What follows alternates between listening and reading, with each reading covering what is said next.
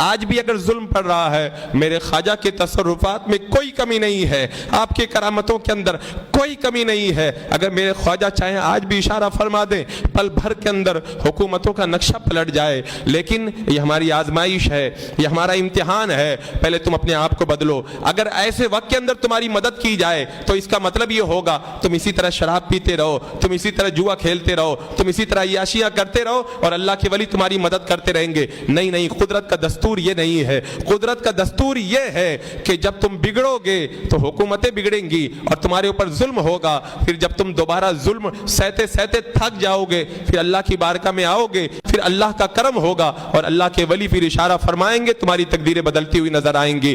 آج بھی میرے خواجہ کی کرامتیں ویسے ہی زندہ ہیں اور میرے خواجہ کا گنبد آج بھی اہل ایمان کے دلوں کو جھنجھوڑ جھنجھوڑ کے یہی کہہ رہا ہے۔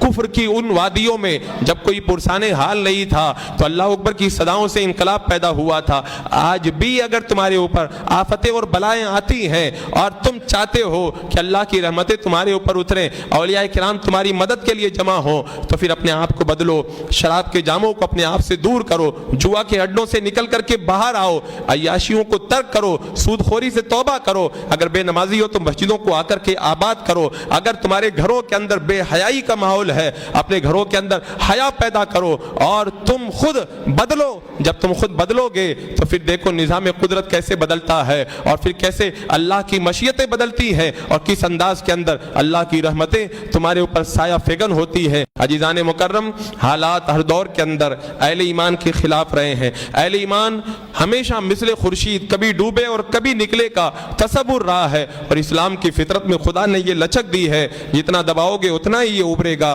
ہر دور میں اہل ایمان پہ ظلم ہوا، لیکن اسلام اپنی حقانیت کی بنیاد پر، اپنی صداقت کی بنیاد پر زندہ رہا ہے۔ اللہ رب قدیر گنبد خواجہ غنی نواز کا صدقہ سارے ہندوستان کے مسلمانوں کو عطا فرمائے اور میرے خواجہ غنی نواز رضی اللہ تعالیٰ عنہ کے فیوز و برکات سے اہل ہند کے دنیاوی اور اخروی سارے معاملات کو آسان سے آسان تر فرمائے۔ کر دو کرم سید محترم خواجہ، کر دو کرم سید محترم آقا، کر دو کرم